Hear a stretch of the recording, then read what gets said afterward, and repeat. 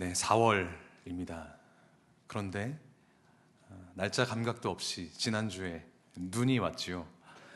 춘삼월에 비도 아니고 눈이 내렸다고 놀라신 분들이 더러 계신 것 같습니다. 하지만 전 놀라지 않았습니다. 왜냐하면 5월 5일 어린이날에 눈 온 것을 보았기 때문입니다. 어디에서 봤을까요? 바로 군대였습니다. 저는 강원도 철원 및 화천에서 15사단에서 조교로 복무를 했었는데요. 조교이면서 군종병으로 복무를 했습니다. 이렇게 이야기하면 대부분은 말도 안 된다는 표정을 지으시는 분들이 많으신데 지금은 다들 그런가 보다라고 반응하시는 것 같아서 약간 뿌듯해졌습니다. 조교가 되려면 자원에서 시험을 봐야 됩니다. 체력 시험도 봐야 되고 면접을 해서 사상이 혹시나 불순하지는 않은지 훈련병들을 잘 통솔할 능력이 있는지를 종합적으로 측정을 해서 선발을 합니다. 제가 조교로 지원한 이유는 두 가지가 있었는데요. 첫 번째는 그 부대에 밥이 진짜 맛있거든요. 그래서 밥이 맛있어서 지원한 게 첫 번째였고, 두 번째는 제가 훈련소 교회를 갔었는데 그때 참 많이 울었습니다. 그래서 내가 여기서 조교를 하며 군중병을 하면 이곳에 관문처럼 들어오는 수많은 훈련병들을 내가 잘 섬길 수 있겠다 싶어서 지원을 했습니다. 실제로 훈련소 교회, 여호와 니시 교회였는데요. 교회에서 대략 한 4,200명 정도를 군복무 동안 만나면서 많이 섬기곤 했습니다. 그리고 그때 만났던 훈련병들 중 몇은 아직도 연락하는 그런 믿음의 동역자로 지내고 있습니다. 그런데 조교로 선발되기 전에 면접을 보고 시험을 본다고 하니까 뭘 어떻게 준비해야 되는지 모르겠는 겁니다. 걱정이 되는 거죠. 사전에 정보가 없었으니까 불안했습니다. 그래서 저의 담당 조교였던 당시 담당 조교에게 찾아가서, 이름도 잊어먹지 않습니다. 이종화 상병에게 찾아가서 조교가 되려면 어떻게 해야 됩니까? 뭘 준비해야 됩니까? 이렇게 물어봤더니 그 조교가 한마디 하는 겁니다. 준비할 건 아무것도 없고 우리가 다 시켜줄 테니 너는 결심만 하면 돼 라고 이야기하는 거였습니다. 아니, 뭘 준비하냐고 물어봤더니 준비할 건 없고 결심만 하라는 말이 처음엔 조금 우습게 들렸는데 나중에 생각해보니 너 결심하면 다 도와주겠다라는 위로와 격려의 말이었다는 생각이 들었습니다. 오늘 본문을 보면 그때 그 조교가 했던 말이 생각이 납니다. 지지난주 우리 출애굽기 3장을 살펴보았죠. 하나님께서 모세를 부르신 것을 함께 읽었습니다. 가서 이스라엘의 장로들을 모으고 너희들을 이 애굽 땅에서 구출해 내겠다라고 하나님께서 말씀하신 것을 전달하라고 명령하셨습니다. 그런데 마치 조교를 지원했던 저처럼 모세는 그 부르심에 썩 바로 응답하지 못했던 것 같습니다. 불안했던 모양이에요. 그래서 처음부터 못하겠다고 핑계를 댑니다. 그게 오늘 본문 4장 1절 말씀입니다. 제가 이렇게 한번 말을 바꿔보았는데요. 4장 1절에서 모세는 아마 이렇게 얘기하지 않았을까 싶습니다. 하나님, 만약 장로들을 불러 모았는데 그들이 저를 믿지 않으면 어떡합니까? 제 말 안 들으면 책임지실 겁니까? 라고 사실은 따지듯이 하나님께 원망하는 장면이 1절부터 등장을 합니다. 우리가 오해하지 말아야 될 것은 모세가 하나님을 믿지 않았던 건 아니라는 것입니다. 하나님을 만났고 신발을 벗으라고 했을 때 신을 벗었고 엎드려 얼굴을 가리며 경외했습니다. 그런데 다만 하나님께서 부르신 일들을 내가 하는 것이 저되었을 뿐이죠. 겁이 났던 것 같습니다. 우발적으로 살인을 저지르고 도망친 지 수십 년이 지났고 더 이상 모세는 공주의 아들이 아니었습니다. 이방인 양치기일 뿐이었죠. 실패를 경험했고 혹시라도 이집트 병사가 자기를 잡으러 오지는 않을지 전전긍긍하면서 살아야만 했습니다. 죄책감에 휩싸였고 학습된 무기력에 매몰되어 있었기 때문에 이렇게 이야기할 수밖에 없었던 겁니다. 난 준비되지 않았으니까 제발 나를 그 어려운 일에 부르지 말아 주십시오. 하지만 하나님은 모세를 부르셨습니다. 아까 이야기 말씀드렸던 이종화 상병처럼 너 준비할 건 없어. 내가 다 준비했으니 너는 결심만 하면 돼 라고 말씀하시는 듯 합니다. 실제로 우리 하나님께서는 하나님께서 부르신 모든 사람들에게 필요한 것들을 준비해 놓으시는 분이신 줄 믿습니다. 하나님은 하나님의 사람에게 무엇을 예비해 놓으시는지 오늘 본문을 통해서 세 가지로 살펴보도록 하겠습니다. 하나님의 사람에게 예비해 놓으신 것 첫 번째는 능력입니다. 능력을 준비하십니다. 하나님은 먼저 모세에게 능력을 주셨습니다. 무슨 능력입니까? 기적을 베푸는 능력입니다. 2절에서 하나님은 모세에게 물어보십니다. 너의 손에 있는 것이 무엇이냐? 뭐였습니까? 지팡이였습니다. 모세가 그렇게 대답하자 하나님은 그 지팡이를 땅에 던지라고 하셨고, 땅에 떨어진 지팡이는 뱀으로 변했습니다. 그리고 그 뱀의 꼬리를 잡자 다시 지팡이로 변하게 되는 기적을 하나님이 보여주셨습니다. 또 무슨 기적을 보여주셨지요? 품에 손을 넣었다 꺼내면 나병 환자처럼 새하얗게 되었다가 다시 넣었다 꺼내면 원래대로 돌아오는 능력을 허락하셨습니다. 그뿐입니까? 나중에 찬찬히 살펴보겠지만 애굽에 내릴 10가지 재앙, 저는 이제 앞단어로 외웠거든요. 앞글자로 피게이파, 악도금의 흑장, 이 10가지 재앙을 내릴 능력 또한 허락하십니다. 이 재앙들이 어떤 의미인지 각각 나중에 살펴볼 기회가 있긴 하겠지만, 진짜 중요한 건 그 능력이 뭔지보다는 그 능력을 허락하신 분이 하나님이시라는 것입니다. 하나님께서 모세에게 능력을 주셨습니다. 그 하나님이 우리에게도 능력 주시는 분이심을 믿습니다. 베드로전서 4장에 보니까 말을 하는 사람은 하나님의 말씀을 하는 것처럼 하고 봉사하는 사람은 하나님께서 공급하시는 힘으로 하는 것처럼 하라라고 명령하고 있습니다. 우리의 힘의 근원은 다름 아닌 하나님께로부터 온다는 것입니다. 그런데 그 힘이 어디에 임했습니까? 모세의 지팡이에 임했습니다. 모세의 손에 임했습니다. 하나님께서 주시는 능력이란 그런 것입니다. 내가 이미 가지고 있는 무언가를 사용하시되 그동안 내가 사용하지 못했던 방식으로, 사용하지 않았던 곳에 사용하게 되는 능력, 그게 하나님의 능력임을 믿으시길 바랍니다. 제가 시니어 교구에 올라와서 정말 많은 것을 배우는데 가장 감사한 것은 우리 교회를 아주 초창기부터 힘써 일구셨던 분들의 그 노력과 섬김과 헌신과 봉사를 지근거리에서 볼 수 있다라는 것입니다. 그래서 저는 우리 교회 목회자로 섬길 수 있다는 것이 참 감사하고 자랑스럽고 영광스러워서 사실은 주변에 많이 자랑을 하고 다닙니다. 근데 제가 보다 보니까 힘써 교회를 섬기시는 분들의 면면을 뵈니 한 가지 특징이 있는데, 그게 뭔지 아십니까?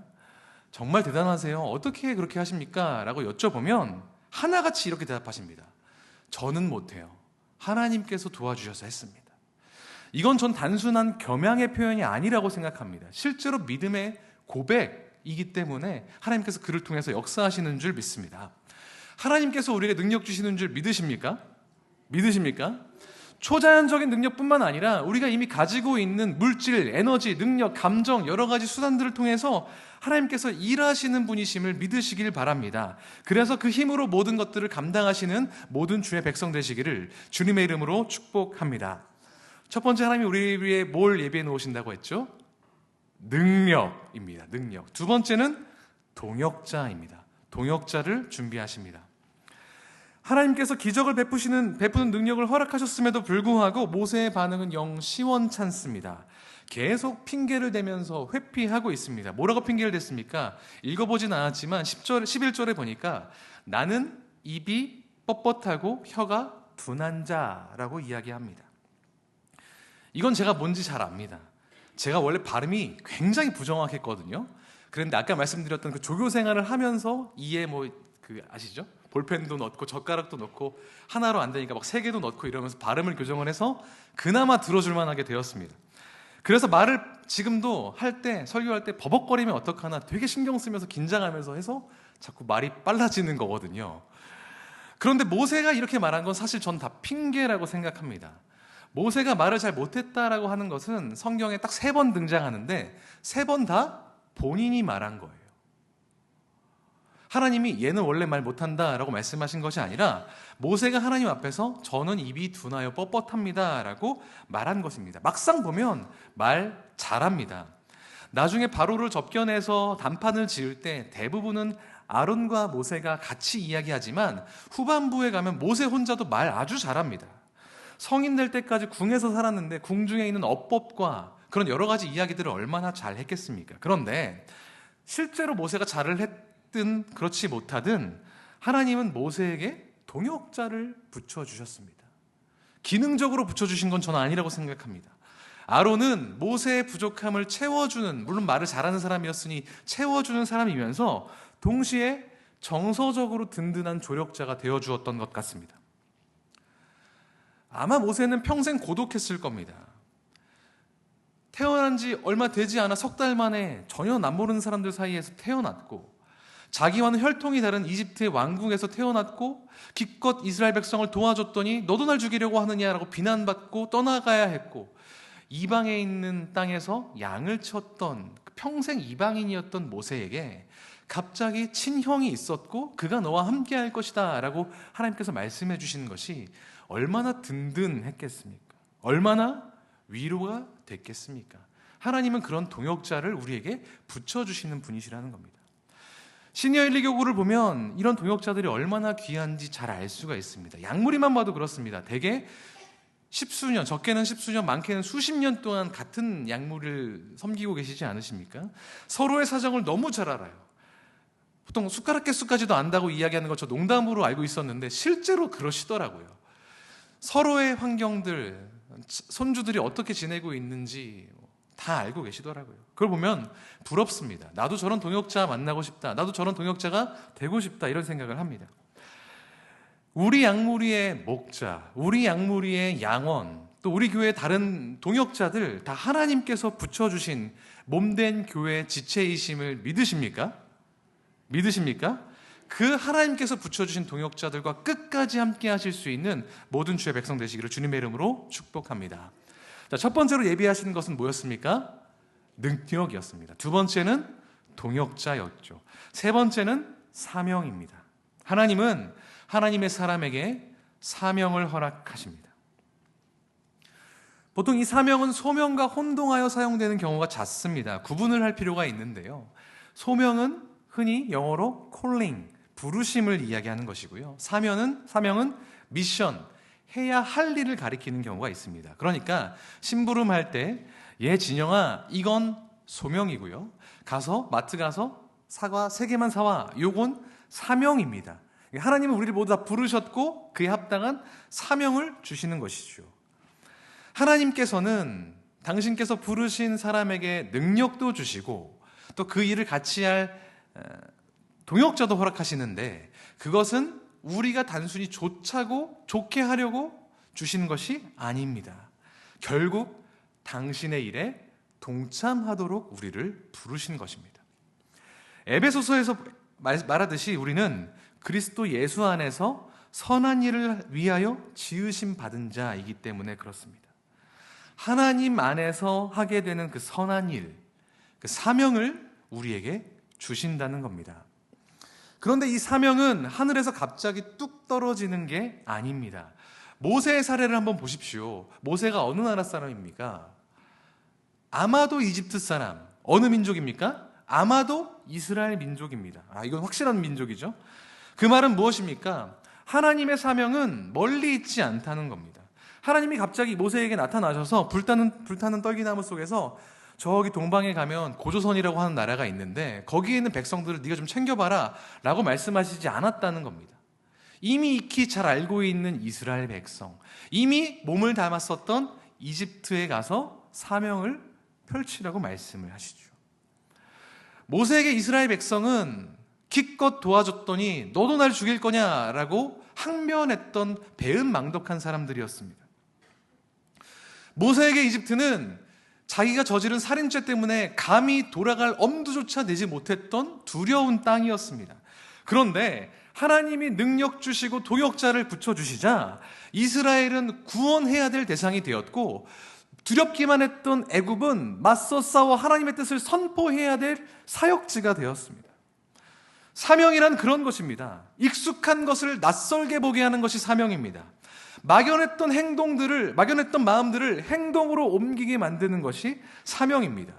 모세는 하나님께서 주신 능력과 허락하신 동역자와 함께 자신의 사명인 이집트로 담대하게 돌아갈 수 있게 되었습니다. 우리에게도 익숙했지만 새롭게 봐야 될 사명의 자리가 다 있습니다. 마음은 가지고 있었지만 행동으로 옮겨서 그것들을 돌봐야 될 사역지가, 사명의 터가 다 있습니다. 전국적으로 산불이 많이 났었지요, 최근에. 사망자가 총 31명으로 집계가 되었고, 그 사망자를 포함한 사상자가 75명, 이재민은 약 2만여 명이 발생했다고 합니다. 주불은 거의 다 잡혔지만 잔불은 일주일에서 열흘간 계속 관찰을 해야 된다고 하더라고요. 그래서 전국에 있는 지방공무원, 소방공무원, 군인들 너나 할 거 없이 다 달려들어서, 아시죠? 갈코리로 그 산을 다 헤집고 다니면서 혹시라도 불씨가 남아있지 않는지 살펴보고 있습니다.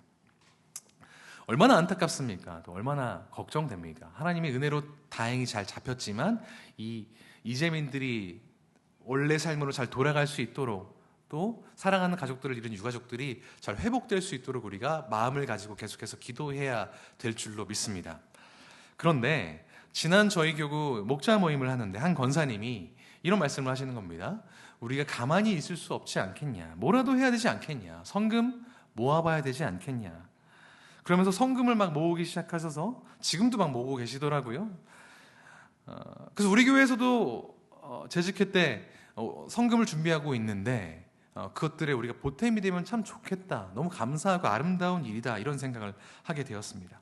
사실 이런 제안 안 해도 되죠. 여기 성금 안 내도 무방하지요. 하지만 마음이 들어서 행동에 옮기는 그 모습이 얼마나 아름답습니까? 시니어 1교구에서 마음을 모으시는 것으로 제가 들었습니다만, 이런 일들, 마음을 행동으로 옮겨야 하고 익숙하게 벌어졌던 일에서 내가 뭔가 해야 할 일을 찾아야 되는 일들이 우리 주변에 얼마나 많은지 모르겠습니다. 운동하러 갔다가 만난 지인들, 그 전까지는 드라마 폭삭소가수다 내용을 공유하는 그런 지인들이었지만 복음을 전하는 전도 대상자로 인식할 수 있습니다. 1년, 2년, 10년, 20년 전도에다 안 됐으니까 이제는 그냥 어쩔 수 없이 포기해버렸던, 복음 전하기를 포기해버렸던 우리의 가족들 역시 여전히 복음을 전해야 될 전도 대상자입니다. 평생 가도 예수 안 믿을 것 같은 남편, 아내, 자식, 손주들 다 우리의 사역의 대상이고 구원받아야 될 사람들이라는 겁니다. 사명을 가진 사람의 특징은 무엇이냐? 한탄하거나 분노할 시간이 없다는 겁니다. 일하기 바쁘죠. 그 일을 감당하기 바쁩니다. 이 나라만 봐도 어떻습니까? 위태위태하고 곧장 무너질 것 같은 순간들이 계속해서 찾아오고, 또 오늘도 너무 중요한 순간을 겪고 있지 않습니까? 이걸 바라보면서 탄식이 절로 나옵니다. 안타깝습니다. 하지만 한숨 쉬고 안타깝고 탄식하는 것으로 그치는 것이 아니라 우리가 이 나라를 위해서 더 열심히 기도하고, 또 움직임이 필요할 때 더 움직여서 이 나라를 회복시키는 데 앞장서야 될 줄 믿습니다. 그렇게 우리의 사명을 발견하셔서 이 나라, 이 민족, 우리가 살고 있는 이 터전들을 회복하시는 데 앞장서시는 주님의 일꾼들 되시기를 주님의 이름으로 축복합니다. 말씀을 정리합니다. 모세는 부르심에 미온적으로 반응했습니다. 준비된 것은 아무것도 없어 보였기 때문입니다. 하지만 하나님께서는 다 준비하시고 모세에게 너만 결심하면 돼 라고 말씀하셨습니다. 기적을 베푸셨고 형 아론을 붙여주셨고 돌아갈 수 없었던 애굽과 이스라엘을 향해 사명을 품게 하셨습니다. 모세가 다소 수송적이었지만 그 모세를 끌고 기어이 하나님께서는 이집트에서 이스라엘을 구출해 내셨죠. 이런 모세와 달리 이사야 6장에서는 부르심에 적극적으로 반응했던 사람이 등장합니다. 누구냐? 바로 이사야입니다. 하나님께서 이 땅을 보시며 굽어 살피시며 한탄하십니다. 내가 누구를 보내며 누가 우리를 위하여 갈꼬? 라고 이야기할 때 이사야가 뭐라고 이야기했습니까? 주님, 내가 여기 있사오니 나를 보내소서. 준비가 되어 있는 것 같지 않아 보여도 하나님께서 부르시자, 필요를 찾으시자 그 필요를 응답하기 위해서 나섰습니다. 그리고 이사야를 통해 하나님께서 메시아를 예언케 하셨고 이스라엘과 유다 땅 가운데 하나님의 뜻을 펼치셨습니다. 이사야는 준비하지 않았습니다. 핑계대지 않았습니다. 하나님께서 다 예비하신 것을 믿었기 때문에 결심했을 뿐이었습니다. 하나님께서는 오늘도 당신께서 부르신 것에 응답할 사람을 찾으시는 줄 믿습니다. 능력이 필요합니까? 하나님께서 주실 것입니다. 도역자가 필요합니까? 하나님께서 허락하실 것입니다. 우리가 눈을 들어서 하나님의 사명을 바라보고 이 땅을 향해 고개를 들게 하실 줄 믿습니다. 이 부르심에 주님, 제가 여기 있사오니 저를 보내주십시오라고 응답하여 우리의 삶을 통해서, 우리의 양모리를 통해서, 이 교회를 통해서 하나님의 나라를 이루실 것을 믿고 순종하며 따르는 모든 주님의 백성 되시기를 주님의 이름으로 축복합니다.